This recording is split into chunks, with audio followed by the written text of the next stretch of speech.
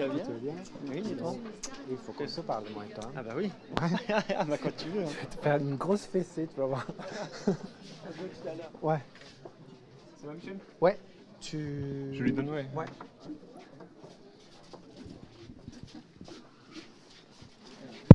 Ouais, mais j'ai pas été un absent. Pas encore.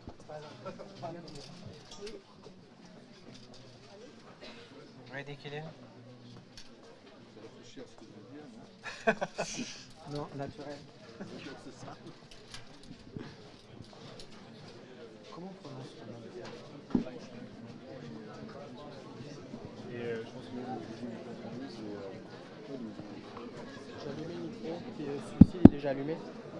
Comme ça, je serai il y a une étudiante qui va faire les micros pour les questions. C'est qui? Elle est rousse, elle est en train de faire les bouquins, j'ai oublié son nom. Elle est en humain, elle est avec toi. Ah, oui. Tu vois? Très bien. Bonsoir à toutes et à tous. Bienvenue au stand-up de l'Iris, au stand-up de l'humanitaire. Prenez bien votre place. Ce soir va être une soirée très intéressante en termes de débat.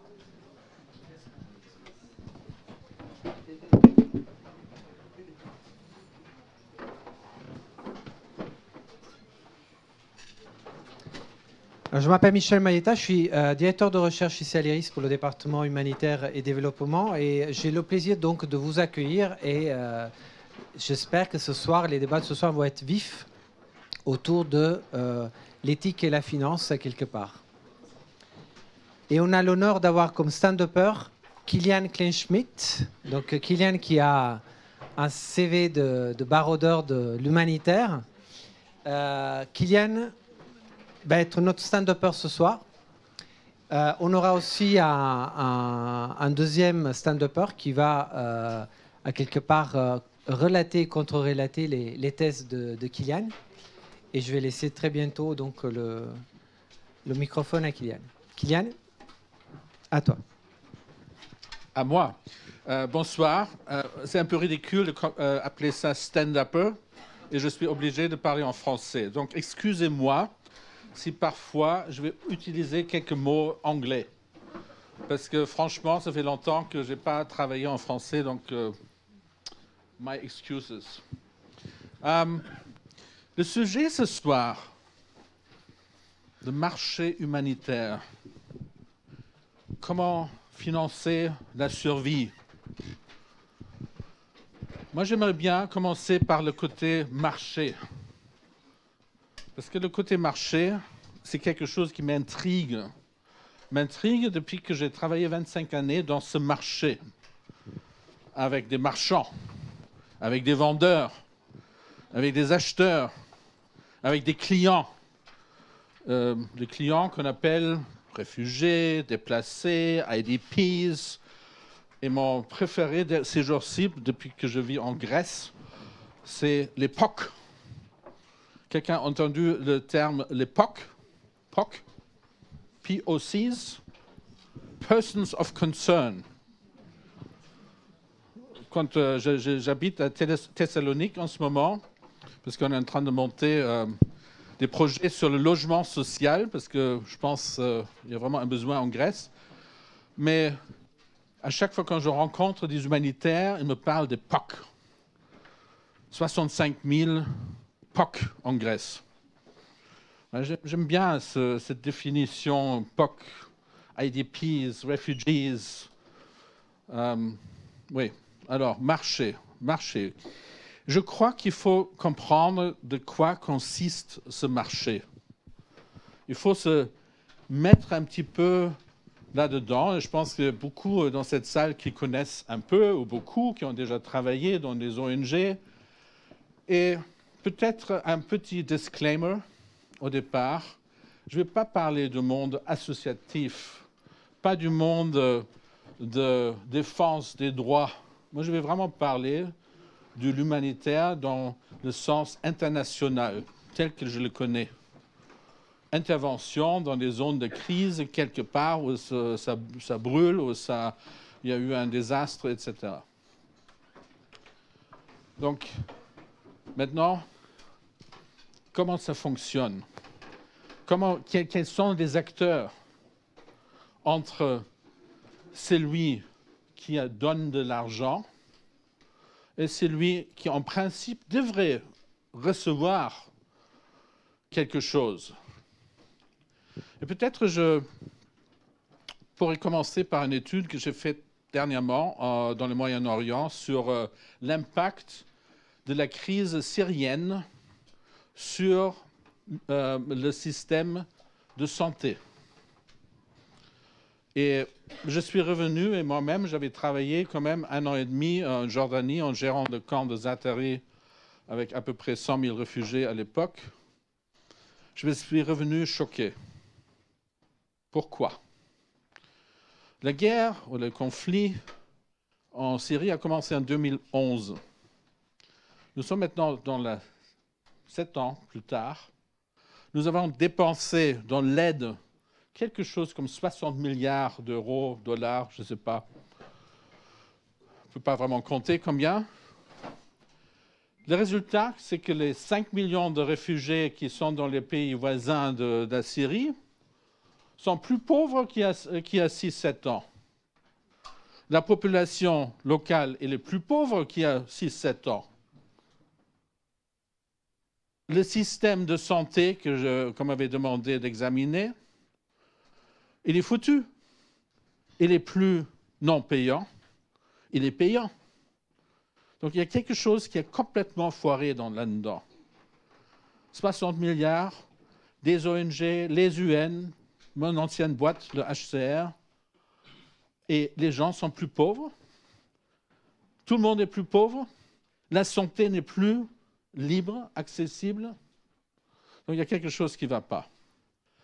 J'ai parlé à des gens qui m'ont, par rapport à la Syrie même, qui m'ont dit, oui, moi, je travaille pour le gouvernement X, et nous avons 9 intermédiaires entre le budget et le Syrien en Syrie qui reçoit un petit peu quelque chose. 9. Et chacun se prend ses 7%, 10% et autres.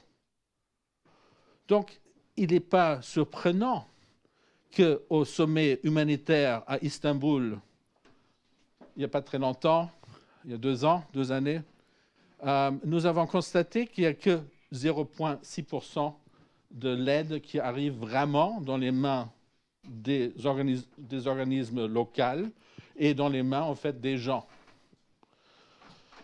Donc, il y a quelque chose qui est vraiment à revoir. Donc, en fait, le problème qu'on s'est posé ce soir, comment financer l'humanitaire, doit être posé autrement, doit être posé dans la façon comment est-ce que je dois structurer une solidarité globale, un partage des ressources sans passer par des systèmes qui ne sont plus adaptés au XXIe siècle, où le système consiste toujours à envoyer des espèces de missionnaires comme moi, de la majorité hommes blancs, chrétiens, dans des mondes des pauvres. Ça m'a fait penser au musée à Tervuren qui parle de l'exploit des Belges, où on voit des grandes sculptures des Blancs, où il y a des petits Noirs qui sont en train de prier devant les grands Blancs en disant « Merci que vous avez amené la santé, merci que vous avez amené la religion, la littérature, etc. etc. » Et nous, en fait, depuis la Deuxième Guerre mondiale, nous avons répété le même principe. Ce néocolonialiste, en apportant ce que nous, on pense est bon pour les autres. Bon, ça, comme première partie de mon règlement de compte avec un système qui m'a très bien nourri, hein, ça c'est très clair. J'ai gagné des sous, j'ai gagné beaucoup de sous. On gagne tous, évidemment, comme compensation pour qu'on est loin de nos cultures, pas mal d'argent. Oui, ça coûte à peu près 200 000 € par an pour avoir un international quelque part. Et je peux tourner ça comme je peux. S'il travaille pour une ONG, il a peut-être moins de salaire, mais il a plus de bénéfices parce qu'il a du logement libre, etc. Mais donc, quel est l'avenir? Quelle est en fait la suite à prendre dans tout ça? Je crois que ça doit être le sujet de débat. Parce que de quoi on parle? Quels sont nos clients? Ce qu'on considère en ce moment comme clients du marché humanitaire. Oui, le HCR, et j'adore le HCR, j'ai travaillé au commissariat pour les réfugiés pendant la plupart de mes 25 années avec le système. Oui, il parle de 22 500 000 réfugiés. OK, c'est une partie. 45 millions de déplacés. Mais si après, on compte tous les autres qui sont vraiment dans le besoin, nous arrivons à la moitié de la population mondiale. Dans cette population mondiale, nous avons à peu près 120 millions à chaque moment, maintenant, dans 3 mois, dans 6 mois, qui sont vraiment dans l'urgence, dans un besoin urgent. Et je ne crois pas que tout le monde soit conscient que toute cette excitation autour de l'humanitaire est vraiment en parlant de 25 milliards d'euros par an. 25 milliards d'euros. Je n'ai pas 25 milliards d'euros. Ça semble beaucoup pour chacun. Mais à l'échelle mondiale, c'est une blague. Donc pour 120 millions de personnes qui sont en crise immédiate, 25 milliards, c'est une blague. C'est ça que le monde collectif produit en collectif pour les victimes de crise chaque année.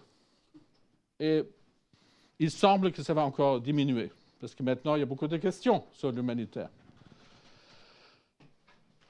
En plus, nous avons à peu près 200 milliards qui arrivent dans la coopération.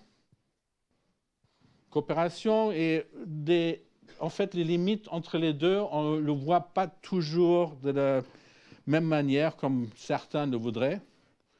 C'est très fluide. Mais disons 250 milliards par an qui sont partagés pour améliorer la condition des pauvres. Beaucoup ou rien? Moi, je pense que c'est rien. Donc la vraie question doit se poser, à part quelles sont les meilleures structures pour partager le savoir-faire, les finances, les ressources du monde. La vraie question, c'est vraiment quelles sont les ressources qu'on doit amener dans d'autres endroits. De quelle manière? Est-ce que la structure adéquate, c'est le système humanitaire dont parlent les ONG et les UN? Ou est-ce que c'est simplement un accès de la population mondiale à ce qu'on a déjà acquis? Qu'est-ce qu'ont besoin les pauvres, si je peux dénommer ça comme ça? Qu'est-ce qu'ils ont besoin? Quand j'étais au Ghana, il y a à peu près 8 mois, avec la Banque mondiale, où il y a un processus qui s'appelle Development Finance Forum, qui justement regarde investment in very fragile environments, où on amène des entrepreneurs, des startups, des impact hubs avec le monde de la finance. Le ministre de la Finance de Sierra Leone, il a dit ça très bien. Il a dit, mais comprenez-vous, il s'agit uniquement que nous tous arrivons à avoir de l'emploi, parce qu'il ne s'agit pas de vouloir recevoir la charité. Nous voulons tous, ou nous devons tous, être en charge de nous-mêmes. Donc, banking the unbankable. Comment gérer l'accès des 80% de l'économie en Afrique ou dans plusieurs pays africains qui ne sont pas déclarés, qui ne sont pas visibles, informels? Comment est-ce que je connecte ce monde-là avec le monde de la finance, avec les fonds qui existent. Et nous avons découvert, et ça me semble vraiment un aspect extrêmement important, que nous n'investissons pas assez dans les interfaces, dans les connexions entre ce monde qui existe avec des milliards et des milliards et des milliards qui traînent d'un côté, et les autres qui ont des opportunités, qui ont des marchés, qui ont des idées, qui sont actifs, entrepreneurs, et qui simplement ne peuvent pas accéder parce que les systèmes que nous avons construits ne permettent pas. Parce qu'il faut l'identité, il faut avoir des garanties, il faut avoir des systèmes de support qui n'existent pas dans beaucoup d'économies. Donc, ce que je pense et ce que nous avons en collectif à Accra encore découvert, c'est qu'il faut investir dans ces structures qui connectent ces deux mondes. Est-ce que c'est mauvais? Oui, beaucoup ici vont dire oui, c'est dangereux parce que oui, c'est l'exploitation, c'est les bénéfices, c'est les profits. Mais je ne pense pas que le marché humanitaire tel quel, pour l'instant, il est beaucoup plus éthique parce que les 10 grandes entreprises, si je peux appeler des grandes organisations et des grandes agences du système humanitaire fonctionne exactement de la même manière. Il faut générer de bénéfices, il faut accroître, il faut une croissance. Pourquoi pas? C'est des systèmes capitalistes comme nous l'avons partout. Est-ce qu'on peut utiliser les structures du système capitaliste pour en fait générer pour tout le monde au moins le minimum? Il y a un exemple qui est beaucoup cité, je le cite aussi énormément, c'est les organisations, c'est les entreprises de la téléphonie, de téléphone mobile. Ils ont compris qu'il y a un marché. Ils ont investi énormément pour amener des téléphones mobiles dans des économies qui, en fait, ne s'apprêtaient pas au départ. Il n'y avait pas d'infrastructure, on disait que les gens sont pauvres. Résultat, c'est que c'est énormément, c'est un succès énorme. C'est un succès énorme parce que tout le monde, chaque pauvre aujourd'hui, a un téléphone, parce qu'ils ont compris que c'est un accès au reste. C'est une industrie qui a fait, à travers d'une stratégie capitaliste de profit, qui a donné en fait des opportunités à des populations qui ne pensaient même pas avoir accès au XXe siècle. D'un seul coup, nous parlons au Kenya, au Rwanda, en fait au Pakistan, dans beaucoup de régions du monde. Nous parlons maintenant d'un accès à la finance, un accès à l'assurance, combiner ça avec des systèmes d'identité par biométrie, etc., évidemment suivi par le blockchain. Nous pouvons maintenant imaginer d'amener cette moitié du monde qui est exclue, ou plus ou moins exclue pour l'instant, dans un marché beaucoup plus formel. Est-ce qu'il faut inventer d'autres instruments?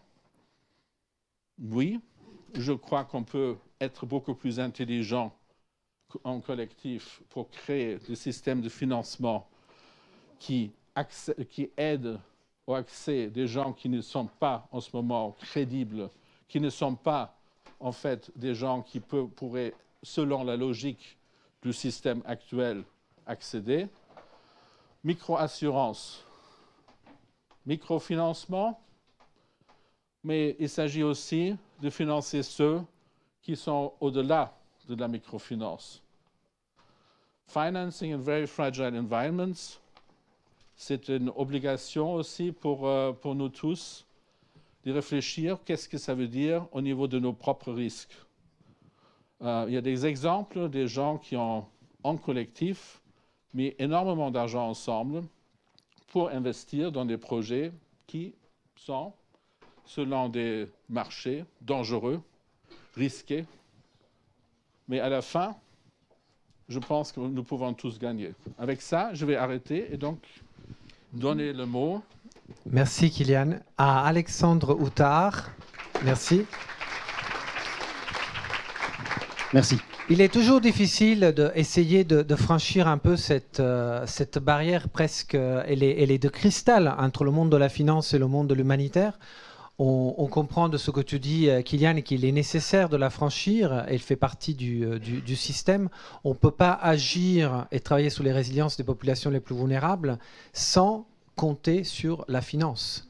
La finance qui régit surtout les pays et les États fragiles, en tout cas sans être impliqué dans ce monde qui est assez complexe et que pour les humanitaires est assez étrange aussi. Alexandre ? Merci. Donc moi, je me mets volontairement exactement de l'autre côté, hein, parce que je suis le grand méchant financier. Donc mon profil, c'est quoi ? C'est 14 ans de banque, de financement, de tas de choses. J'ai été directeur du financement de l'import-export chez BNP Paribas, des équipes partout dans le monde, 300 personnes, des avions, etc. etc. Magnifique. Et puis un jour, la crise financière, et à ce moment-là, c'est la remise en question, qu'est-ce qu'on fait ici, etc., etc. Et donc, je me mets avec mon bâton de pèlerin du jour au lendemain dans la tête que je vais financer des choses utiles. Voilà. Donc ça, c'est bien. Alors, pour aller financer des choses utiles, on a commencé par l'intérieur à créer des tas de fonds pour supporter des choses plus ou moins responsables. Et donc, ça a très, très bien marché. Et puis, de plus en plus, je suis allé voir sur le terrain qu'est-ce qu'on fait de l'argent qu'on donne. Et c'est là que je me suis posé un certain nombre de questions. Alors, ce que j'ai découvert, parce que du coup, je me suis aussi mis dans toute une série de cercles associatifs, humanitaires, etc., etc., etc., c'est que le snobisme est le même des deux côtés. Quand je suis dans l'humanitaire, j'ai reçu des tomates comme grand méchant financier. Et quand j'étais à la banque, j'étais l'activiste de gauche, pas crédible, qui essayait de ruer dans les brancards. Donc, mais le snobisme est exactement le même. Et non seulement le snobisme est le même, mais le problème est aussi le même. D'un côté comme de l'autre, que ce soit la crise financière ou la crise de l'humanitaire, le problème, c'est la confiance. Aujourd'hui, il n'y a plus personne qui vous donne des sous sans savoir ce que vous allez en faire. Et c'est la même chose dans l'humanitaire, c'est la même chose. Et donc, j'ai rencontré beaucoup de personnes dans l'humanitaire qui me disaient « Oui, mais enfin, bon, on sait quand même ce qu'on fait, on n'a pas besoin d'être... Alors, la manie des financiers de tout vouloir contrôler, de mettre des indicateurs, etc. On peut quand même pas mettre... On peut pas tout compter, on peut pas... » Alors, bon, ça c'est probablement vrai. D'un autre côté, si vous ne faites pas ça, vous n'allez pas convaincre le financier. Alors, je reprends l'exemple de Kylian tout à l'heure. 9 personnes... Lui, il avait les sous de l'ONU. C'est encore ceux qui est plus facile. Et 9 personnes pour arriver sur le terrain. Moi, en interne, chez BNP Paribas, 12 comités pour obtenir un budget pour donner un sou à Kylian, qui, lui, doit encore en passer 9 pour arriver sur le terrain. Donc, vous vous imaginez la difficulté du rouage d'un côté comme de l'autre. Et donc, je trouve qu'en fait, les deux mondes sont très comparables. Désolé pour les uns comme pour les autres, mais je trouve que ce sont des mondes qui sont très comparables et qui donc devraient se comprendre. Hein, deux mondes qui sont un peu en crise. Et ce qui est bizarre, c'est que d'un côté, il y a besoin de beaucoup d'argent, de l'autre côté, il y a beaucoup d'argent à disposition, et donc j'arrive à peu près à la même conclusion, en tout cas dans un premier temps. Ce qui manque, c'est les rouages au milieu. Et ce qu'il faut faire, c'est virer tous les rouages inutiles. Tous les intermédiaires qui se sucrent au passage, on peut appeler ça des ONG, des organisations, des spin-offs de banques, enfin tout ce que vous voulez, tous les intermédiaires inutiles, et aujourd'hui, il n'y a rien de plus facile avec les réseaux sociaux, on élimine des intermédiaires inutiles. Voilà, on va faire du participatif pour remplacer l'humanitaire, et je pense que ça ira tout de suite beaucoup mieux. Je vais vous donner un exemple. On parlait du mobile. Alors, vous savez qu'une des sources alternatives de financement dans les pays en voie de développement, chez les pauvres, c'est ce qu'on appelle les remittances en anglais. Donc, ce sont tous les transferts de la diaspora qui retournent au pays. D'accord ? Donc, voilà. Alors, tout ça, ça a été trusté par les financiers pendant, deux organismes financiers d'ailleurs, pendant des années et des années et des années, qui prennent 15, 20, 30% au passage. Aujourd'hui, on s'est rendu compte qu'il y avait plus facile, puisqu'en fait, tout le monde a un mobile chez les pauvres. Comment est-ce qu'on recharge une carte prépayée? On prend sa carte bleue, on regarde combien il faut mettre, on paye, voilà, c'est tout. Et comment est-ce que vous pouvez recharger le portable de votre tante qui se trouve au pays? Vous allez sur l'interface, vous prenez votre carte bleue, vous payez et l'argent est transféré. Combien de frais? 0. D'accord? Donc ça, c'est une des manières qui est utilisée aujourd'hui avec les technologies actuelles et tout à fait simple pour transférer de l'argent en évitant un intermédiaire inutile qui se sucrait de 20% au passage.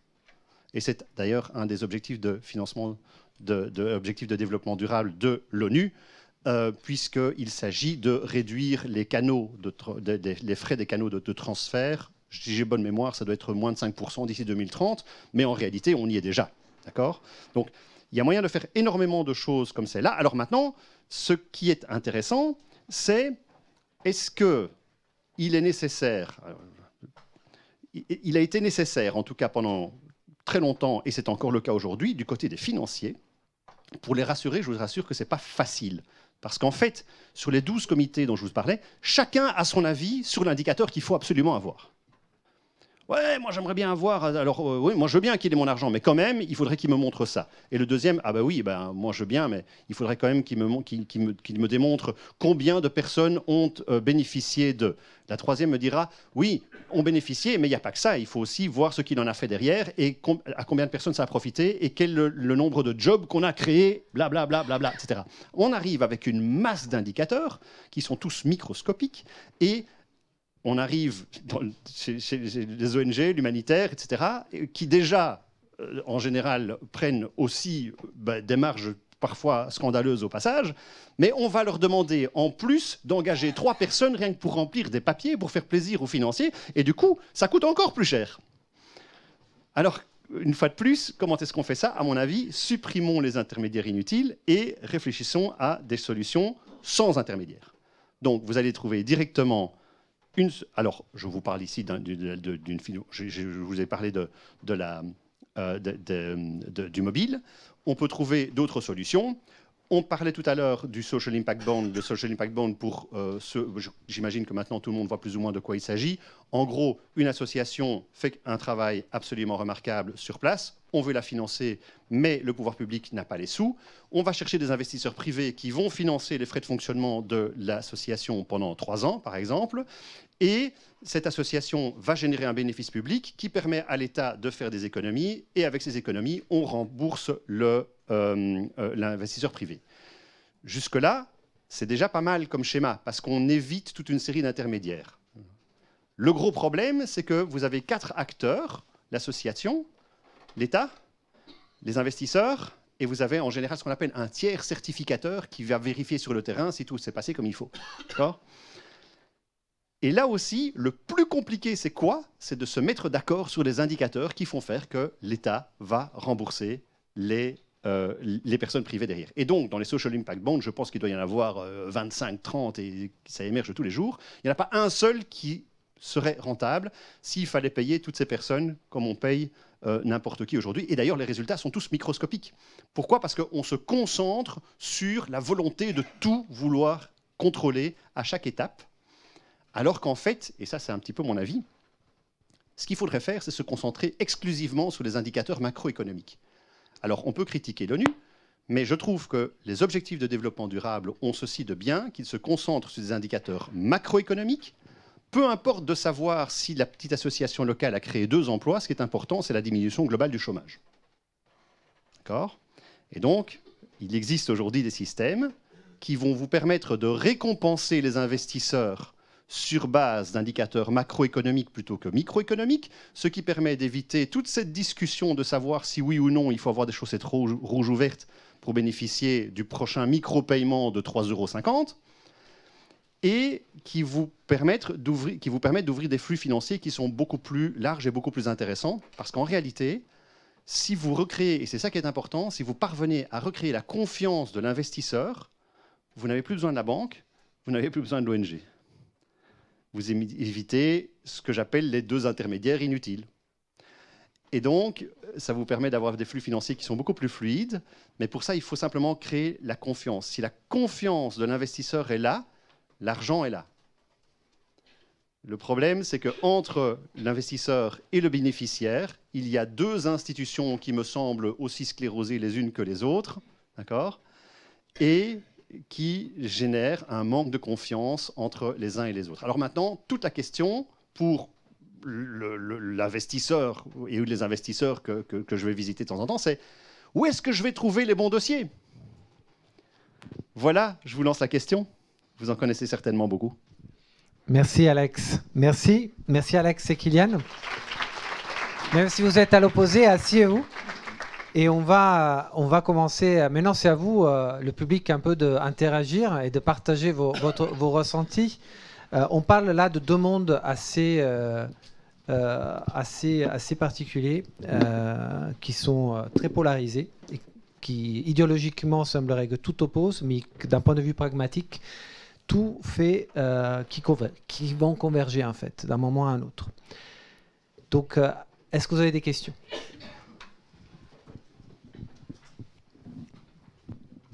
Merci. Ayman Briki, un chercheur en droit et géopolitique et activiste de la Ligue tunisienne des droits de l'homme. J'ai un proverbe anglais qui dit anyone who is not a socialist before his 30s have no heart, and anyone who is socialist after his 30s have no head. So, puisque j'appartiens à ce monde. On vous entend, allez-y. Puisque j'appartiens à ce monde des petits Africains et des petits. Il fonctionne, allez-y. Ouais. Puisque j'appartiens à ce monde des petits Africains que vous venez de mentionner, Monsieur Killen, je veux emprunter votre casquette de socialiste. Donc, je veux dire que si on peut parler d'un partenariat entre la finance et l'humanitaire, donc peut-on parler d'une industrie d'humanitaire? Ici, on peut parler d'une industrie d'humanitaire. Faut-il vraiment reconsidérer ou mettre fin à cette industrie à nos jours et reconsidérer et repenser l'humanitaire? Merci. On va prendre encore deux questions et puis on va laisser la parole à nos stand-uppers. Pas d'autres questions? Aux réactions?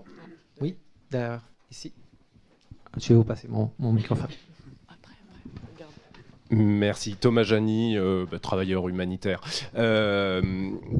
Non, moi j'étais un peu surpris en fait de la tonalité qu'a pris le début du stand-up,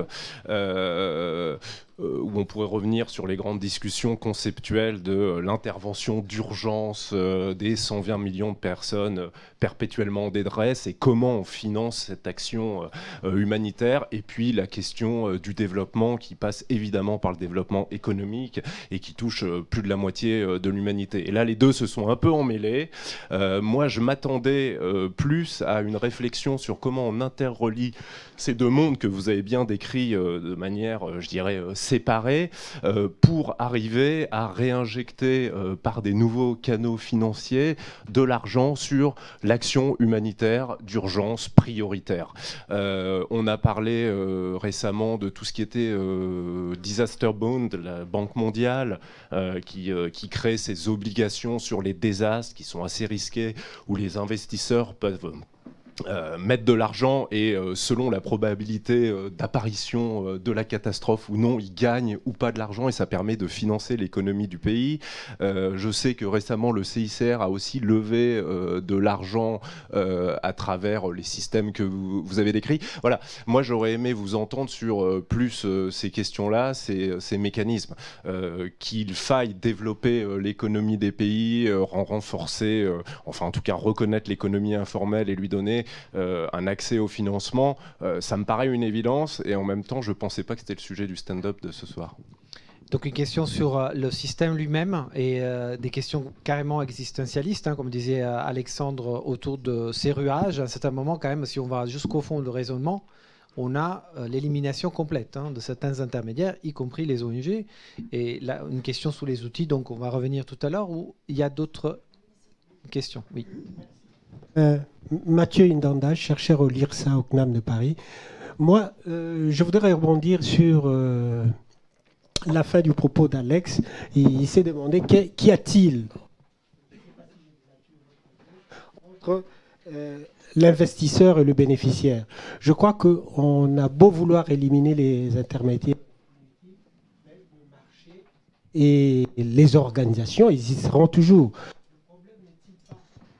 Celui de savoir, est-ce que les organisations, qu'elles soient ONG, qu'elles soient entreprises plus classiques, qui longtemps ont critiqué le modèle des marchés financiers, des financiers, des investisseurs, ont fini eux-mêmes par l'adopter au lieu de moraliser le marché. Merci beaucoup. Alors, on commence avec Kylian. Vas-y. Non? Oui, moi je suis tout à fait d'accord. Il y a deux choses. Une, c'est les structures. Et moi, effectivement, je crois que l'humanitaire, tel qu'on le comprend aujourd'hui, avec des ONG, les agences, on envoie du monde d'un côté d'ici, là-bas, et puis on aide, etc. Je crois que ça va être mort dans pas très longtemps. Ça doit être mort. C'est condamné à mort parce que on vit dans un monde où des petites unités, genre Uber, font 8 transactions par seconde en connexion, en liaison entre des capacités, disons.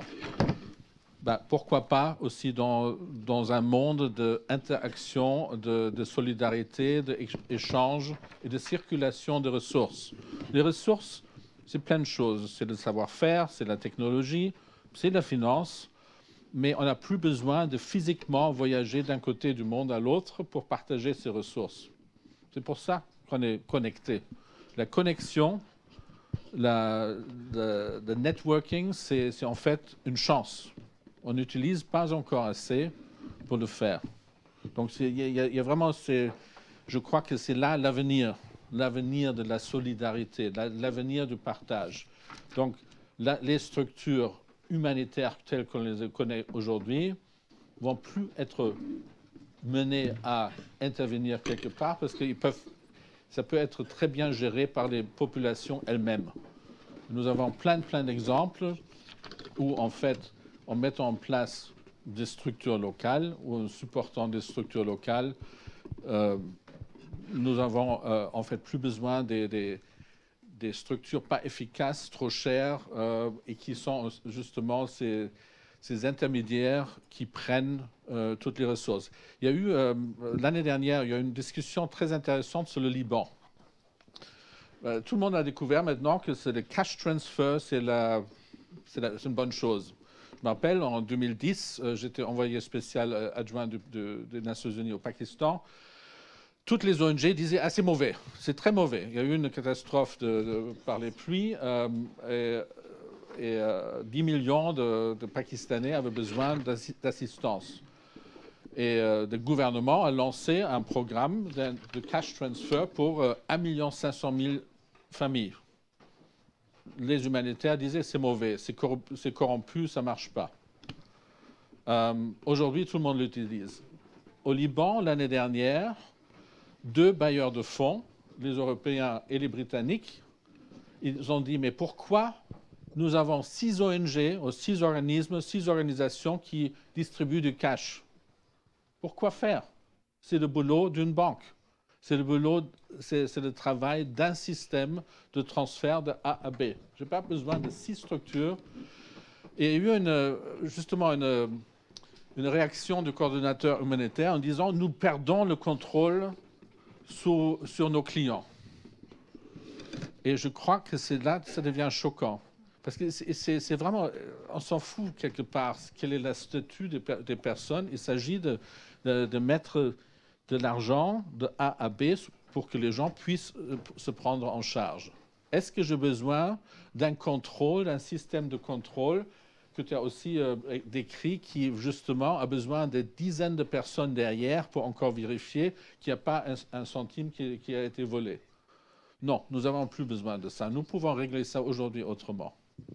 Alex, est-ce que tu peux nous parler des outils en fait, qui sont aujourd'hui à disposition? Juste pour tout le monde, qu'est-ce que ça représente financièrement l'humanitaire? En 2016, c'est 25 milliards d'euros, d'accord, 60% véhiculés à travers les Nations Unies, 20% à travers le monde défini des organisations non gouvernementales internationales et 10% par le mouvement de la Croix-Rouge et le Comité international de la Croix-Rouge, le mouvement de la Croix-Rouge et de Croissant-Rouge. Alex, qu'est-ce que sont les outils qui aujourd'hui permettent en fait à la finance d'être humanitaire? Alors, je voulais d'abord effectivement être sûr qu'on couvre bien les trois questions, mais celle-ci recouvre, enfin c'est plutôt une réponse pour vous ici devant. J'ai pas compris le prénom. Thomas. Thomas, voilà.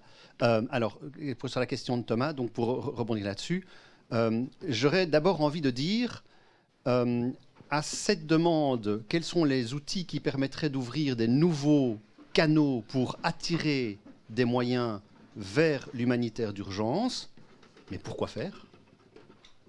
En gros, pourquoi faire? Pourquoi? Parce que, c'est un peu provocateur évidemment, hein, mais l'idée c'est de dire,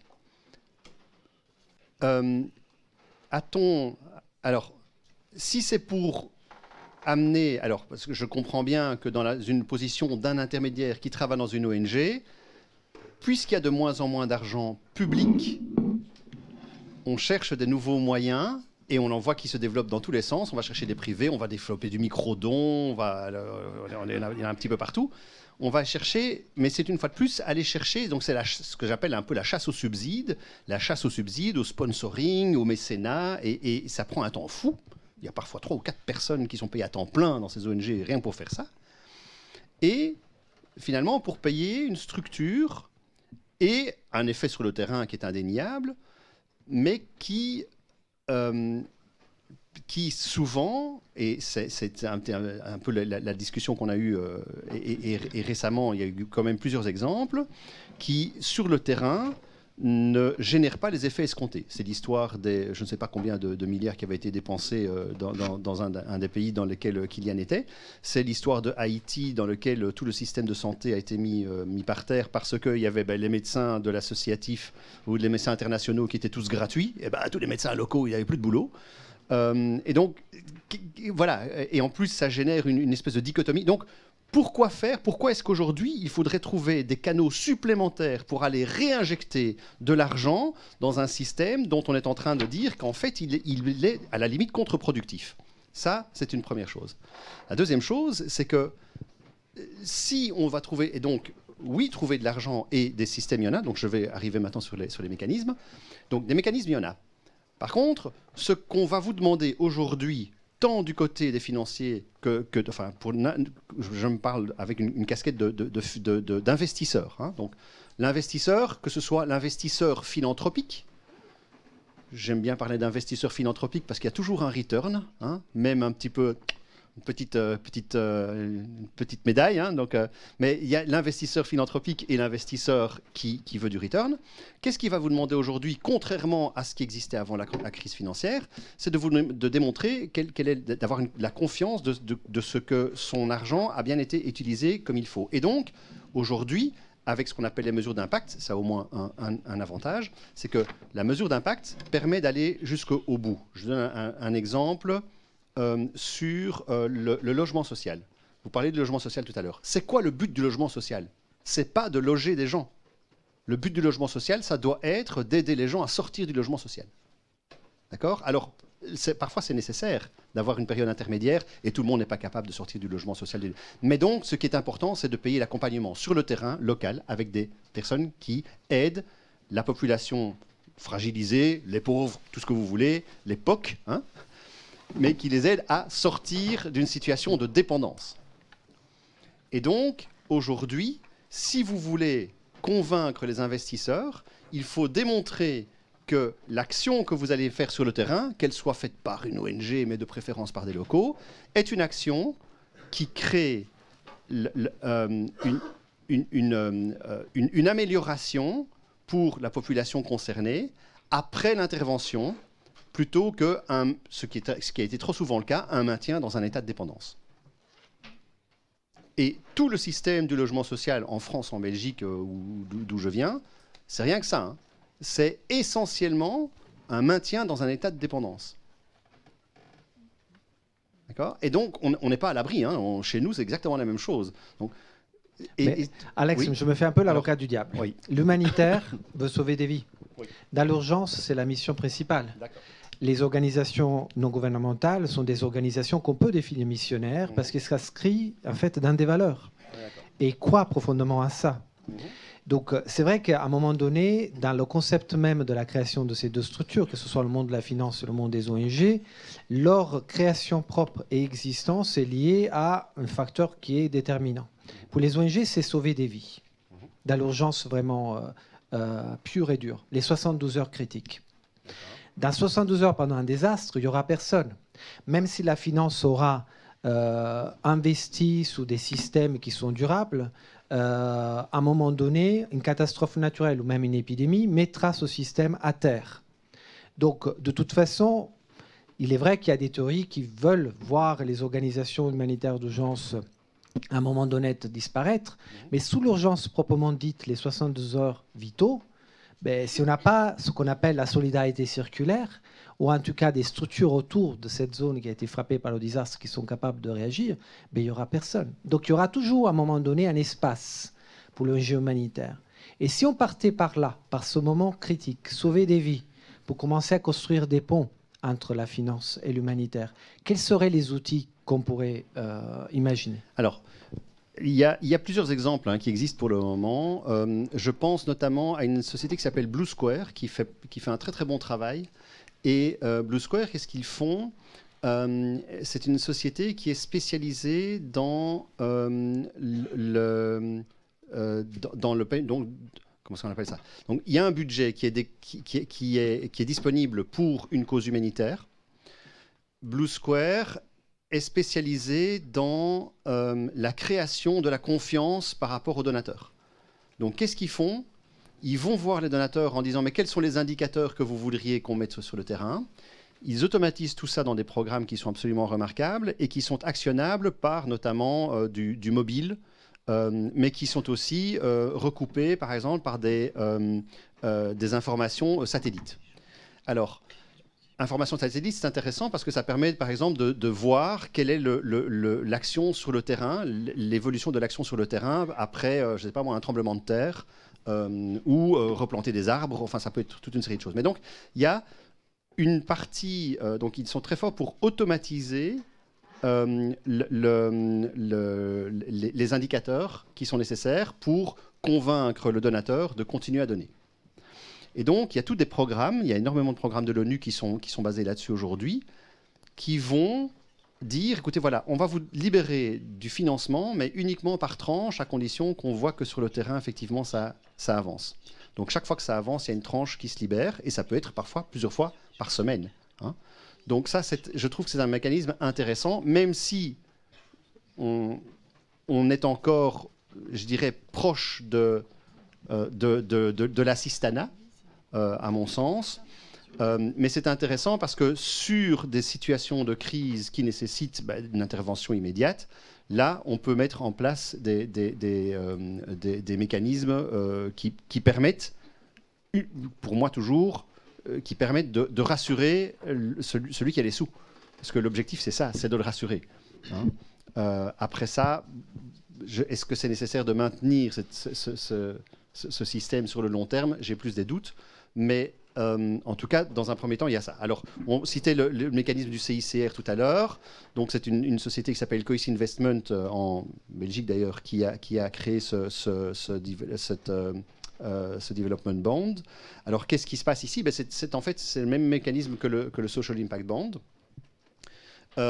Il y a des situations qui sont décrites au départ en disant, voilà, si un malheur arrive, voici comment on peut intervenir de manière 1, 2, 3.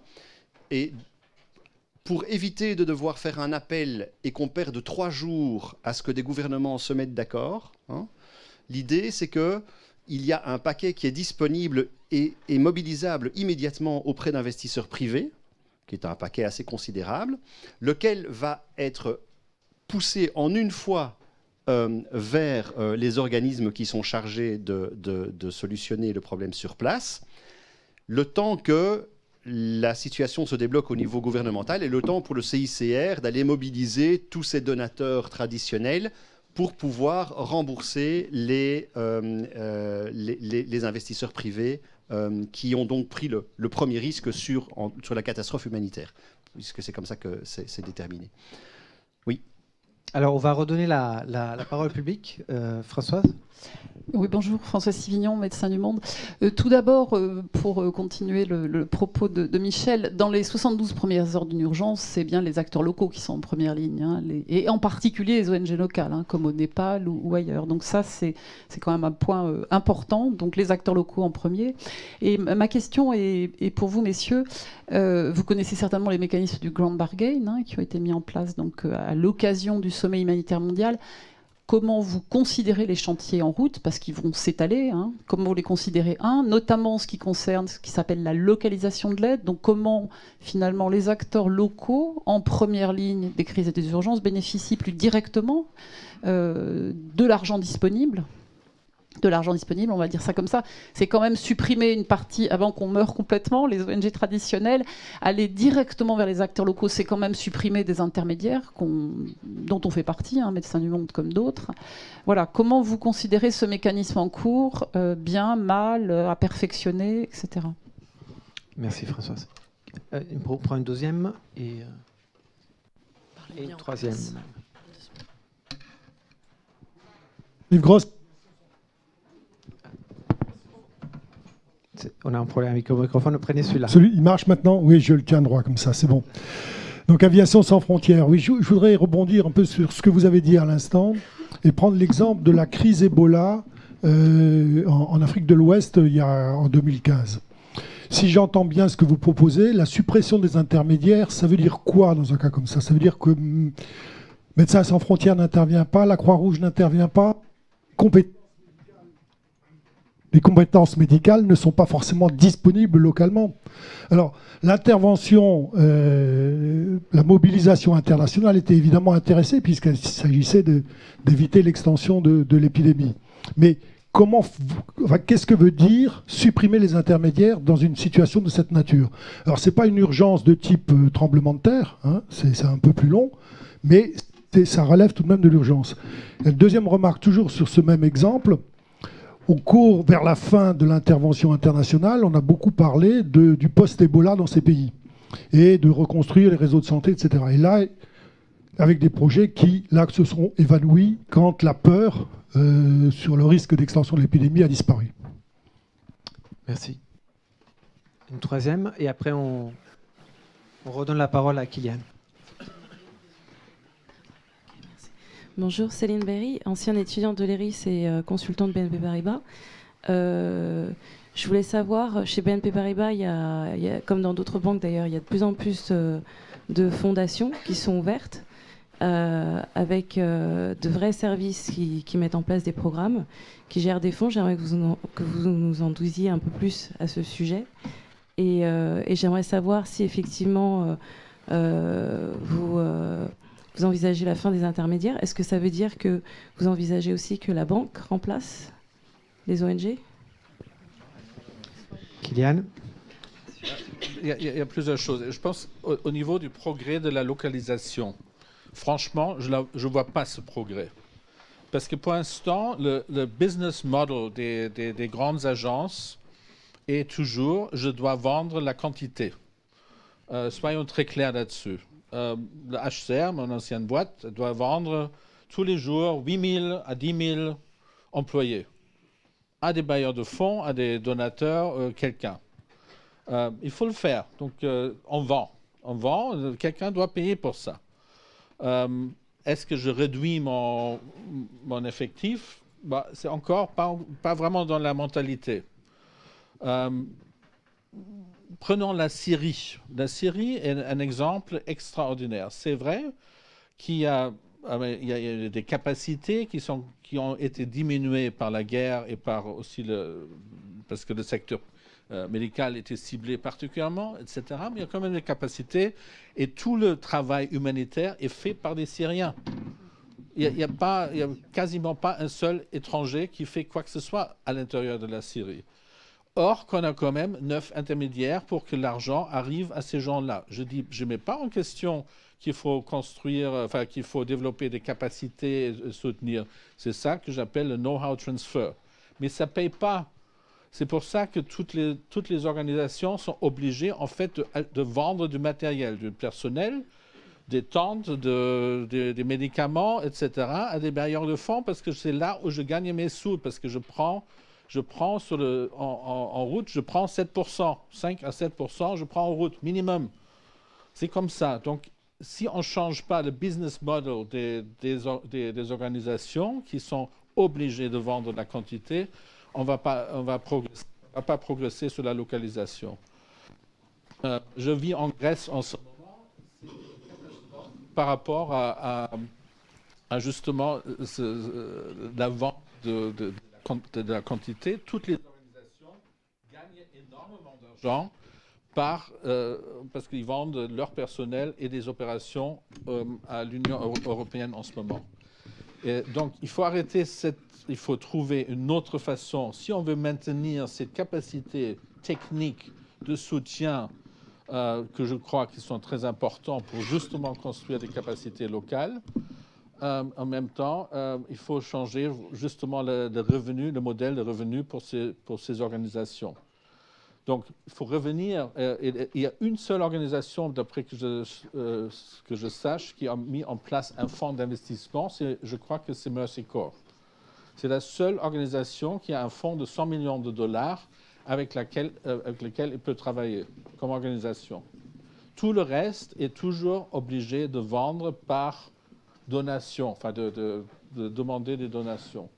Donc, il faut complètement changer. Il faut être clair. Est-ce que les organisations peuvent générer du revenu avec d'autres activités ou pas? Et à mon avis, oui, il faudrait arriver là pour générer du capital, en fait, pour aussi devenir indépendant.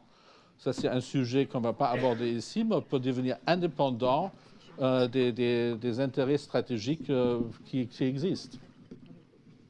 Alex? Alors, très brièvement là-dessus, et puis sur BNP Paribas et sur la crise de l'Ebola, parce que je pense qu'il y a de quoi dire sur les trois. Pour les sources de financement des intermédiaires, citons la fondation EPIC, qu'on aime ou qu'on n'aime pas Alexandre Mars. Lui, ce qu'il fait, c'est très simple. Il a un fonds d'investissement venture capital dans lequel il est en train de vendre pour le moment une partie de Spotify. Et donc, ça va encore lui rapporter quelques millions. Et en fait, les bénéfices de ce fonds venture capital servent à financer sa structure EPIC pour couvrir tous les frais de fonctionnement. Donc, c'est un intermédiaire sans frais. Ça reste un intermédiaire, ça c'est mon petit sujet. Mais c'est un intermédiaire sans frais. Alors après ça, il y a le côté un petit peu paternaliste, machin, etc. Tout ce qu'on veut, on aime ou on n'aime pas le personnage. Moi, je trouve qu'il fait bien son truc. L'idée, c'est vraiment d'aller aider de l'associatif ou des ONG sur le terrain plutôt que des ONG de militants pour avoir des indicateurs, pour avoir des résultats. Et lui met en place les indicateurs, les faire monter de manière automatique, etc. etc. Donc c'est assez bien fait.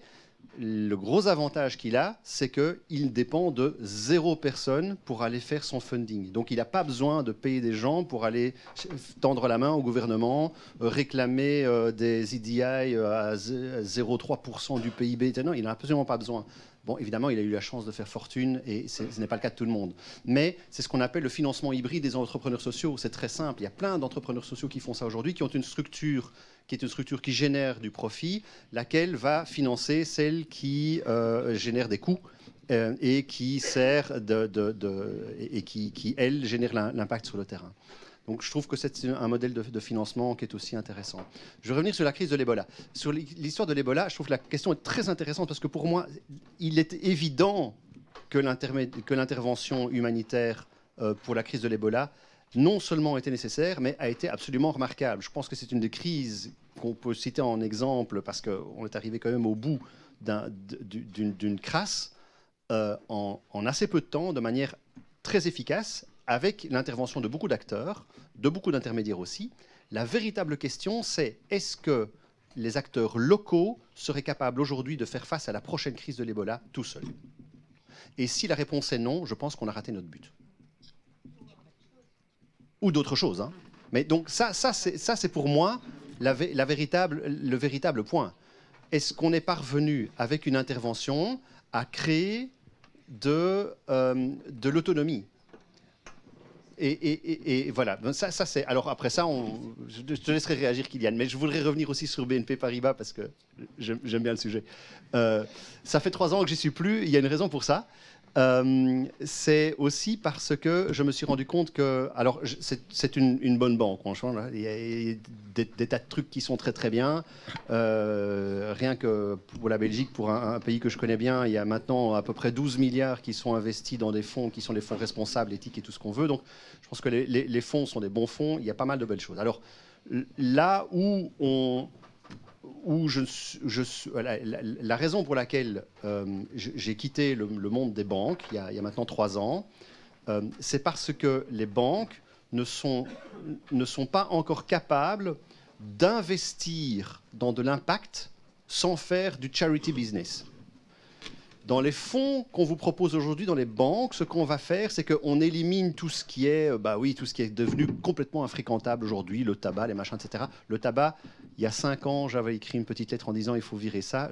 J'ai remarqué qu'il y a 3 mois, enfin, les investissements dans le tabac étaient sortis de chez BNP Paribas. Mais en gros, on garde tout le reste et on essaye de réduire au plus possible les effets négatifs de vos investissements. Ça, c'est ce qu'on fait dans les fonds responsables. On réduit les effets négatifs. On va décarboner votre portefeuille d'investissement. Ce genre de truc-là. Et donc, on garde du carbone. Mais on essaie d'en faire un peu moins. On continue à polluer, mais un peu moins, en fait, en gros. Et donc, ce qu'il faut faire, c'est de l'impact investing, c'est-à-dire aller investir dans ceux qui réduisent le carbone. Je sais pas moi, il y a plein d'exemples comme ça. Seulement pour faire ça, on arrive dans une sphère de risque que les grosses banques ne sont pas capables de prendre aujourd'hui pour des raisons, d'ailleurs, qui n'ont rien à voir avec elles. C'est la loi qui veut ça, parce que BAL 3, le coût du capital par rapport au venture capital, etc., etc. Enfin, je ne vous passe les détails. Mais ça coûte beaucoup plus cher en coût du risque à une banque de faire de l'impact investing aujourd'hui que de faire du standard un petit peu nettoyé comme on le fait. Donc si vous voulez vraiment faire de la finance avec de l'impact, il faut le faire en dehors des banques. Encore aujourd'hui. Ça commence à évoluer. Hein.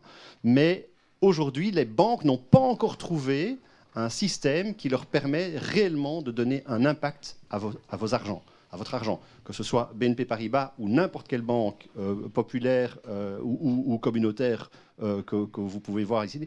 Structurellement, c'est horriblement compliqué pour une banque de réellement faire de l'impact investing. Voilà. Et je te laisse réagir sur... Il y avait d'autres questions dans la salle. Allez-y. Il y avait Eric tout à l'heure, la dame en orange. Je vais vous donner mon...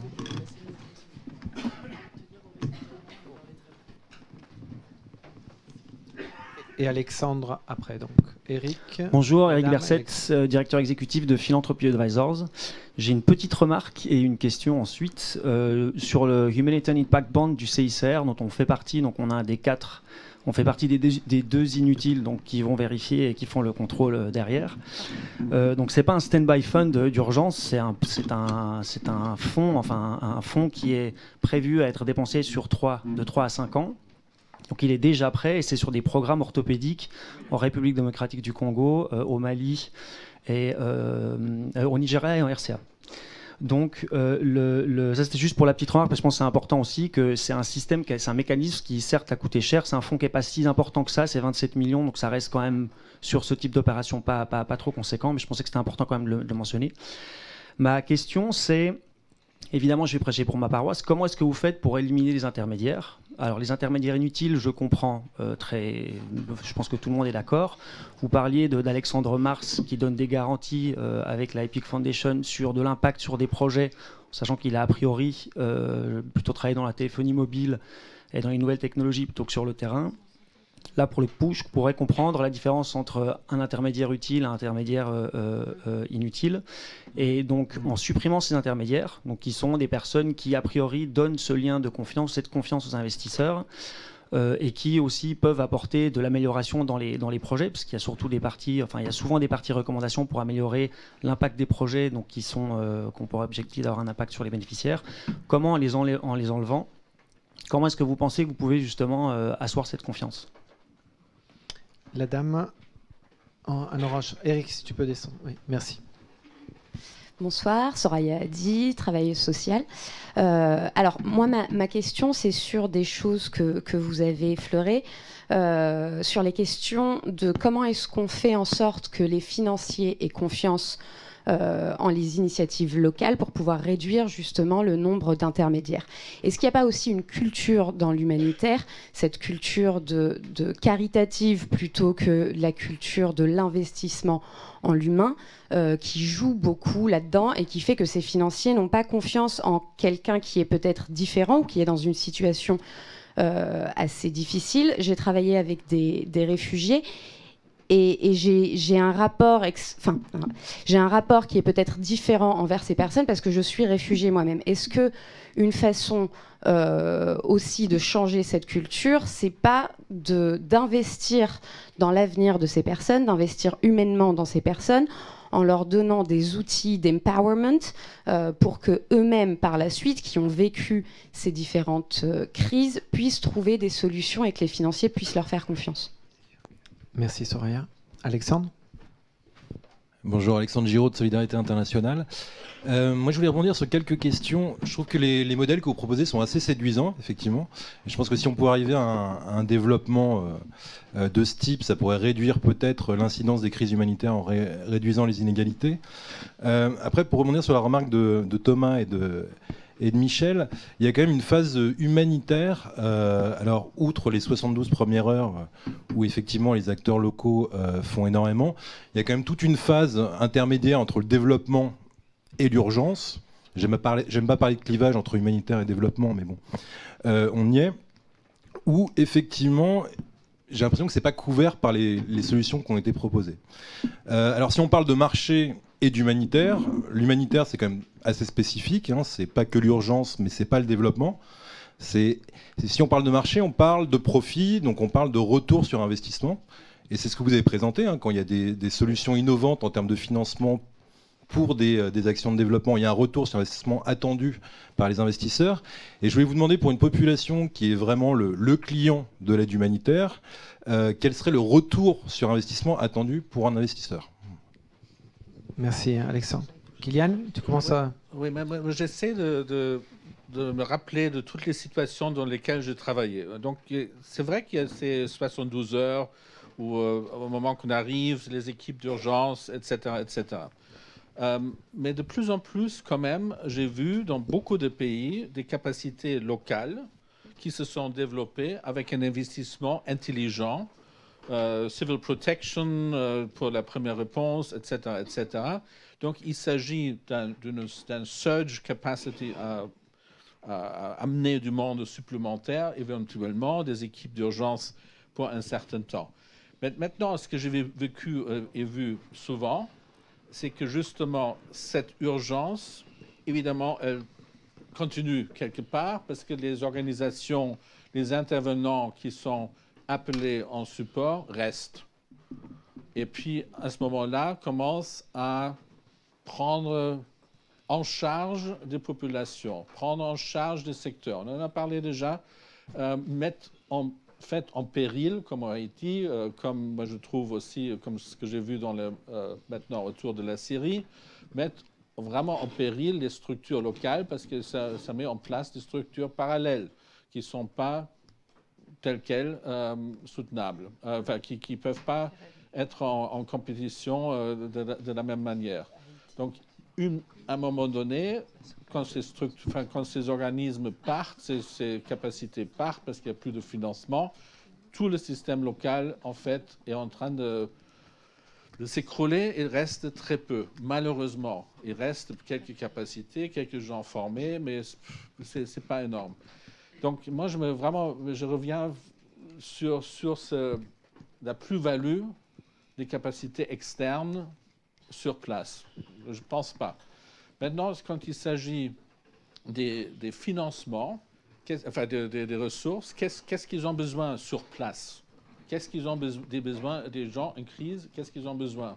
Ils ont besoin d'accès à l'argent. Ils ont besoin d'accès à certaines technologies. Ils ont besoin d'accès à certaines techniques qui peut-être pas disponibles sur place. Mais tout le reste, je ne vois pas. Donc, comment est-ce qu'on peut créer des systèmes de générer des financements supplémentaires qui arrivent directement? Pour moi, c'est vraiment la question à résoudre. Si on avait, pour provoquer, si on avait financé directement 5 millions de réfugiés autour de la Syrie, avec des cash transfers sans condition, si on avait investi directement dans le système de santé et des structures locales, infrastructures, services, on aurait pu, en fait, maintenant, on aurait vu des capacités beaucoup plus supérieures à ce que c'était avant. Alex, sur la question des intermédiaires.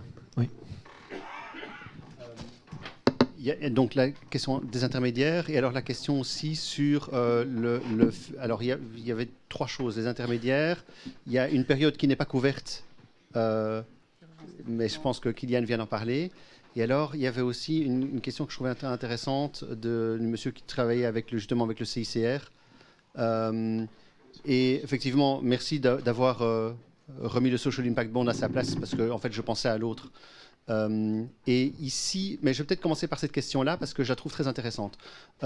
Comment est-ce qu'on peut faire pour activer aujourd'hui, sur un exemple comme le Social Impact Bond, qui est, une fois de suite, je critique le Social Impact Bond parce que j'aime bien, et j'aime bien critiquer ce que j'aime. Mais ici, dans ce cas-ci, ce que je trouve intéressant, c'est que le Social Impact Bond va lier une performance, un taux d'intérêt à un résultat social. Dans ce cas-ci, sur la santé. Par contre, là où je vois un inconvénient à cette formule aujourd'hui, c'est que la manière dont on l'utilise empêche le Social Impact Bond d'être ce qu'on appelle scalable en anglais. Désolé pour le nom, mais je ne sais pas comment on dit. Enfin bon, voilà, empêche une mise à l'échelle de manière importante. Pourquoi? Parce que ça oblige chacun des acteurs, des 4 acteurs classiques du Social Impact Bond, l'association sur place, l'investisseur, le pouvoir public ou le sponsor, dans ce cas-ci, et ce qu'on appelle le tiers certificateur, donc il y a toujours les 4 acteurs, ça les oblige à passer des heures autour d'une table à définir des indicateurs qui ne valent que pour ce Social Impact Bond-là. D'accord? Et donc ça, c'est ce qui l'empêche aujourd'hui de grandir. Le système en soi est un bon système, mais je trouve que se baser sur des indicateurs microéconomiques est une erreur. Donc moi, ce que je propose, c'est de se baser sur des indicateurs macroéconomiques. Autrement dit, il n'est pas nécessaire d'aller sur le terrain vérifier la dernière petite virgule. Il n'est pas nécessaire non plus de déterminer avec autant de précision l'ensemble des indicateurs pour convaincre les investisseurs. D'accord? Et j'en ai fait l'expérience à plusieurs reprises. Pour revenir un peu dans le monde bancaire, je vais vous donner un exemple, ce qu'on appelle les investissements structurés. Alors, les investissements structurés, c'est quoi? C'est très simple. Vous avez en fait un premier paquet, on a fait ça avec le FMI pour financer des programmes Green Bonds, notamment la centrale concentration solaire de Ouarzazate. Bon, c'est un programme qui rapporte un petit peu, mais qui ne rapporte pas beaucoup. Donc si vous demandez à quelqu'un aujourd'hui d'investir dans un programme comme celui-là, l'investisseur va pas sauter de joie, parce qu'il aura du 0 ou du 0,5%, et donc j'arrive au minimum qui sera... voilà, pour être convaincu, il faut que ce soit à peu près en ligne avec le marché. Le problème, c'est que ici, vous avez déjà la chance d'avoir du renouvelable qui donc génère des revenus, alors que dans l'humanitaire, la plupart du temps, il n'y a quasiment pas de génération de revenus. Donc ici, vous avez une génération de revenus qui est insuffisante pour arriver à 100% et de récupérer son capital. Donc vous avez une tranche qui manque au milieu. Donc comment est-ce qu'on fait ça? On prend une partie de ce que donne l'investisseur. Sur 100, on en met 90 dans le projet et on garde 10 pour prendre, alors pourquoi? Parce que le projet, lui, va générer suffisamment de revenus pour pouvoir rembourser 100% du capital après, je sais pas moi, 10 ou 12 ans. Donc le taux d'intérêt est vraiment minime. Et vous allez prendre les 10 qui restent pour faire ce qu'on appelle une structure. Et vous allez placer ces 10-là dans, ici, ce qu'on appelle un indice éthique en bourse, en prenant le top 50 des meilleurs performeurs boursiers. Ce qui va arriver après 10 ans, c'est que ces 10, vous ne les aurez pas investi directement dans des actions, vous mettez ça dans ce qu'on appelle des options, des futurs, ce qu'on appelle des dérivés. Et avec ces dérivés, en gros, ça vous permet de racheter et de revendre en une fois le paquet de 90 qui est sous-jacent pour en faire profiter toute l'évolution de la bourse qui a eu lieu pendant 10 ans. Et le résultat des courses, c'est qu'avec un dérivé comme celui-là, vous arrivez à une rentabilité qui dégage du 3, 4, 5% par an sur base d'un sous-jacent, la centrale à concentration sur l'air de Ouarzazate, qui n'avait pas de rentabilité en soi. D'accord? Donc ça, c'est une manière de créer la rentabilité là où il n'y en a pas. Il y a 1000 manières d'en créer d'autres. Mais d'où vient la rentabilité? Et c'est là que j'arrive. La rentabilité vient d'un indice en bourse qui n'a rien à voir avec la qualité du sous-jacent, qui est d'ailleurs un très bon sous-jacent, qui crée beaucoup d'impact. Mais donc, il n'y a pas de relation entre la rentabilité et l'impact sur le terrain. On est d'accord? On voyait ça, faites la même chose avec le CICR. Il n'est pas nécessaire de démontrer l'impact sur le terrain d'une action qui est nécessaire, qui est probablement nécessaire et très bénéfique pour convaincre des investisseurs. Il y a d'autres moyens pour convaincre les investisseurs. Ce qui convainc les investisseurs, c'est 1, il faut avoir confiance qu'on ne fait pas n'importe quoi avec leur argent, et 2, avoir une rentabilité qui est plus ou moins en ligne avec le marché. Et quand le sous-jacent n'est pas suffisamment rentable, il y a d'autres moyens de créer la rentabilité. Mais cette rentabilité n'est pas nécessairement liée à l'efficacité de ce sous-jacent-là. D'où mon idée de dire, arrêtons de lier la rentabilité à l'efficacité microéconomique avec des micro-indicateurs de chaque social impact bond, mais on pourrait la lier par exemple à, je ne sais pas moi, des indicateurs qui sont des indicateurs macroéconomiques comme tous ceux des 169 sous-objectifs de développement durable. Vous pourrez bien... Oui? Non. Non. Quand on regarde du côté de la Commission européenne, oui. les appuis d'aide budgétaire générale oui. aux pays en développement, dont les effets ont été mesurés sur des indicateurs d'impact dans les secteurs santé et éducation, toutes les évaluations ont montré que ça n'a pas marché. Oui. En mesurant les indicateurs macroéconomiques, exactement ce que vous décrivez sur le côté de l'aide budgétaire générale. Oui. Les évaluations de ces aides budgétaires générales de la Commission européenne mesurées, dont l'impact était mesuré à partir d'indicateurs sociaux, éducation, santé, ont montré que ça ne marchait pas de donner de l'argent sur la base d'indicateurs macroéconomiques. Alors, donc vous proposez une extension des modèles Social Impact Bond et de l'étendre et de le mesurer, d'en mesurer l'impact à partir d'indicateurs macroéconomiques. Ça n'a pas marché avec l'aide au développement, ça. Oui, parce que ici vous parlez d'un aide d'État à État. On ne parle pas de convaincre des investisseurs privés. C'était de l'argent de la Commission. Hein. Donc là où je veux en venir, c'est que si vous partez d'indicateurs macroéconomiques, qu'est-ce qui va se passer? Il va se passer que celui qui va payer à la fin, de toute façon, c'est le sponsor, l'État, le CICR, enfin celui qui aurait dû ou qui aurait probablement dû payer au début, mais qui ne veut pas prendre le risque d'avancer les sous. D'accord? Donc, vous avez ce sponsor-là qui, lui, va payer à la fin, d'accord, sous deux conditions. 1, si le sous-jacent n'est pas suffisamment rentable, et 2, si le résultat social est atteint. Par contre, le privé, qu'est-ce qu'il va faire? Il va investir dans un bond dont le résultat social est lié à un indicateur macroéconomique. Donc moi, comme investisseur, je mets, je ne sais pas moi, 10 millions dans un indicateur qui serait, je lance n'importe quoi, la réduction du taux de CO2 en France. Bon. Si je sais que sur ce bond-là, mon indicateur, c'est le taux de CO2, qu'est-ce que je vais faire dans le reste de ma vie? Continuer à polluer? Non. Donc, l'idée, c'est vraiment d'avoir un effet bénéfique sur les autres activités de l'investisseur, qui forcément va commencer à réfléchir à ses autres investissements. Si son indicateur, si le taux d'intérêt de son investissement par rapport à du solaire ou l'idée qu'on avait faite, c'était vraiment par rapport à du solaire. Très bien, on va prendre un indicateur macroéconomique parce que l'investisseur privé va être focalisé sur le résultat social ou environnemental de son investissement. Et donc, va en tenir compte dans ses autres investissements aussi. Et ça change donc le paradigme. L'investisseur privé n'est plus tellement concerné par la rentabilité économique du sous-jacent, mais par le résultat social du sous-jacent, parce que c'est ça qui va déterminer son retour sur investissement. De l'autre côté, l'opérateur public, celui qui va rembourser, ça va l'obliger à faire quoi? Ça va l'obliger à regarder ce qu'il fait avec l'argent, à l'efficacité sur place de l'association. Pourquoi? Parce que c'est très bien que s'il y a un problème, si l'association ou si les effets du sous-jacent ne sont pas suffisamment efficaces et qu'il y a un défaut de rentabilité, c'est lui qui va devoir payer la différence. Et donc, ça force le pouvoir public à se mettre dans la peau de l'investisseur privé. Parce qu'il va se focaliser sur le financier.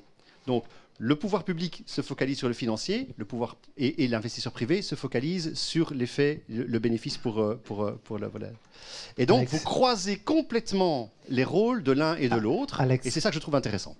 Merci. Je vais juste prendre une dernière question qui était celle de... Oui. Moi, j'ai une question très, très simple, somme toute. Comment verriez-vous la transition qui devrait s'opérer avant de mourir? On va agoniser, on va dire.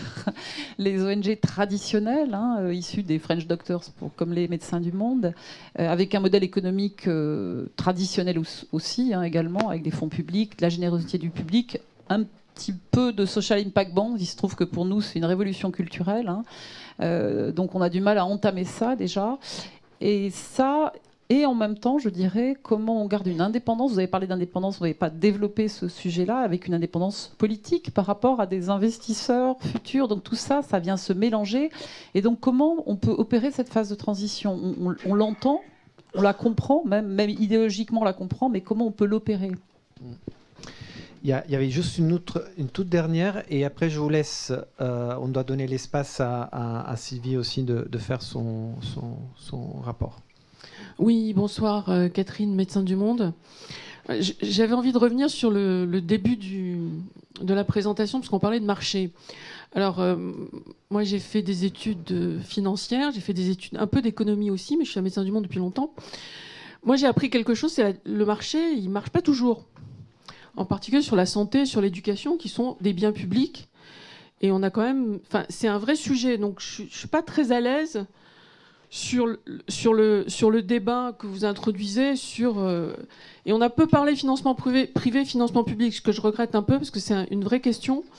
Et donc, on sait que sur l'éducation et sur la santé, le marché ne fonctionne pas.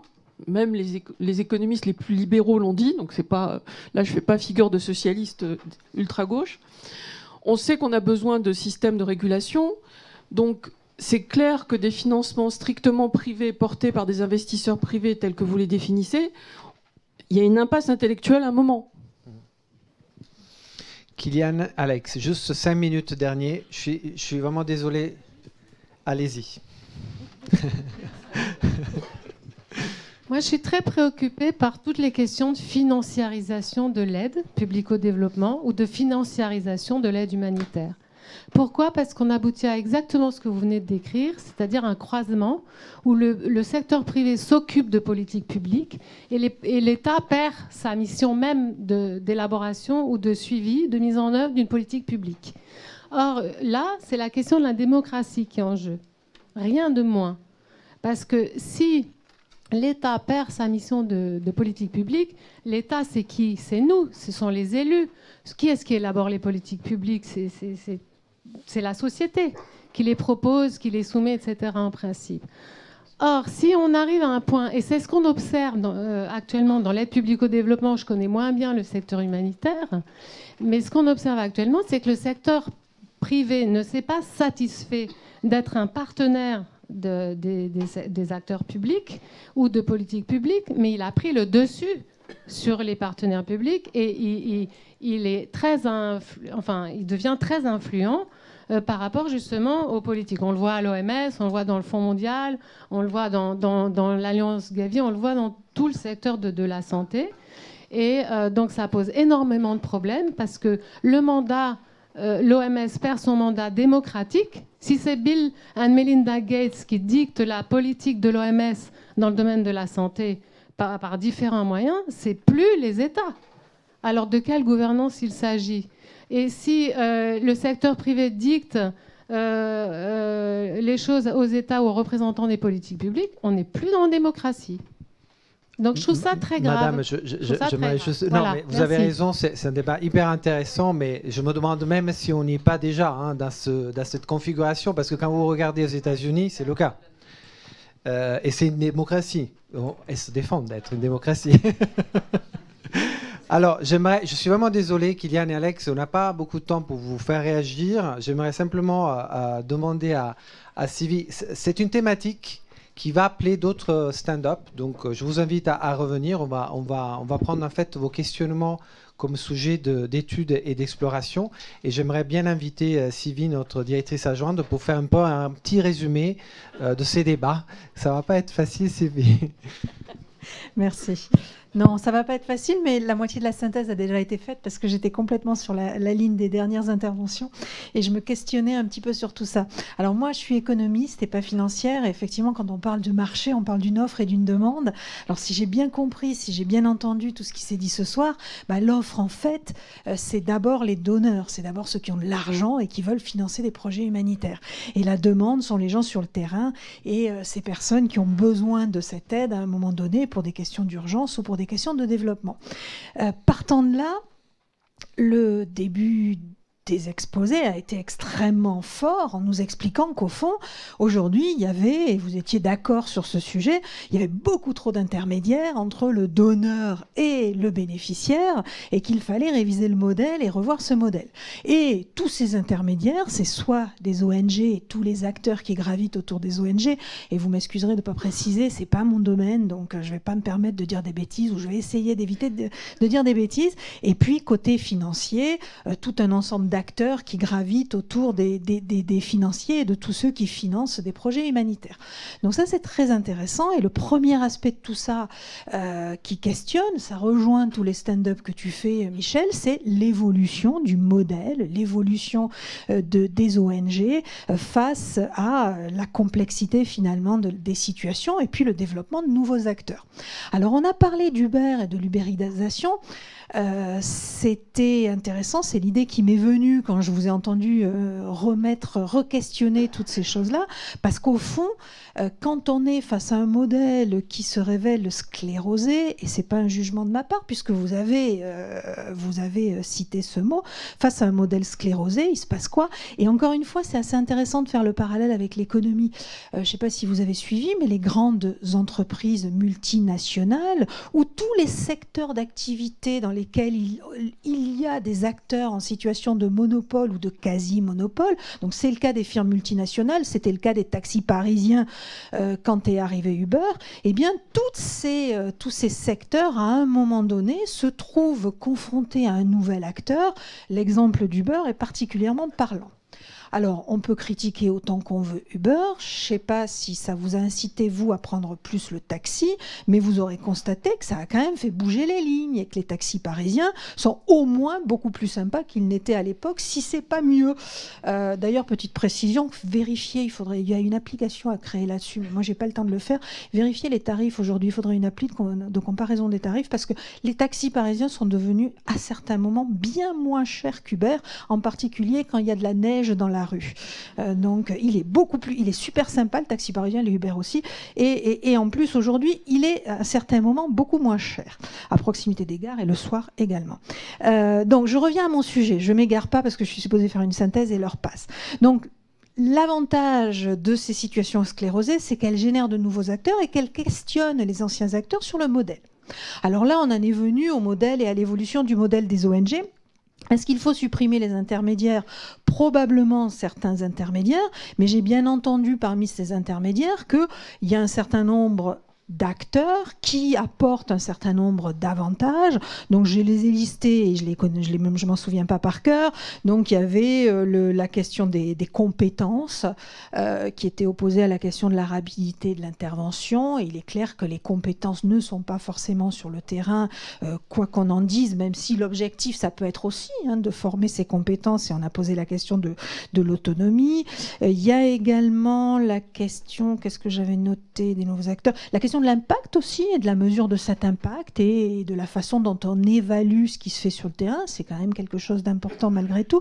Il y avait une opposition, ou en tout cas il y avait une différence très nette, me semble-t-il, même si on n'a pas assez insisté là-dessus, entre l'urgence et le développement, et puis entre tout ce qu'il peut y avoir entre l'urgence et le développement. Donc si on questionne le business model, l'idée, c'est plutôt de questionner les business models, et il y a probablement plusieurs business models.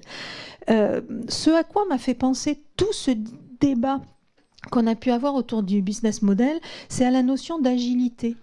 Et l'idée que, au fond, ce qui est le but recherché aujourd'hui, grâce aux technologies de l'information et de la communication, grâce donc à tous les moyens techniques, grâce aussi à l'intégration d'un certain nombre de process, c'est l'agilité. Et au fond, c'est peut-être l'objectif en soi. Alors après, je vais finir sur quelque chose sur lequel je suis beaucoup moins à l'aise, c'est sur revenir à cette notion de marché, et finalement l'objectif de toute cette refonte et de cette réforme d'un business ou de plusieurs business models, c'est de générer de la confiance pour attirer toujours plus de financement et voire attirer toujours plus d'acteurs sur le terrain ou ailleurs. Il y a une question qui est un petit peu plus délicate, et là je vous rejoindrai, c'est cette question du financement sur les marchés. Effectivement, tout n'est pas efficace sur le marché. Privatiser la sécurité sociale, et vous verrez ce qu'il en est, il n'y a même pas besoin de la privatiser, il suffit de regarder les dépenses de santé aux États-Unis, qui sont quasiment le double des dépenses de santé en Europe, et pourtant, Dieu sait qu'on est quand même sacrément moins bien soigné aux États-Unis qu'en Europe, parce que c'est vers ce modèle qu'il faut tendre. Et là, quand j'ai posé cette question, c'est plus une question, je suis désolée de terminer sur une question, quoique dans une dissertation à la française, ça se fait bien, parce qu'au fond, l'avantage aussi des modèles financiers, des marchés financiers, c'est que ils ont une mesure, ils ont des indicateurs qui permettent de mesurer les impacts, ce que peut-être on n'a pas quand on passe pas par le marché. Il n'y a rien de plus pertinent qu'un prix et la confrontation d'une offre et d'une demande pour déterminer à un moment donné ce qui est faisable et ce qui n'est pas faisable. Donc encore une fois, là j'ai pas de réponse. Ce qui est sûr, et je terminerai là-dessus, c'est que quand le marché fonctionne pas, ou quand le marché tend à une financiarisation trop importante et une recherche de rentabilité trop forte, et je fais un petit peu allusion aux propos que vous avez pu tenir, eh bien on constate quoi? On constate la montée des inégalités. Est-ce qu'au fond c'est ça qu'on veut dans l'humanitaire, marché ou pas marché? J'en suis pas sûre, c'est peut-être pas l'objectif, et en tout cas ça rejoint l'une des toutes premières phrases qui a été prononcée au tout début. L'objectif c'est de développer, d'aller chercher des moyens nouveaux pour développer l'action humanitaire au-delà des ONG pour réduire les inégalités. Donc attention de ne pas se tromper de chemin.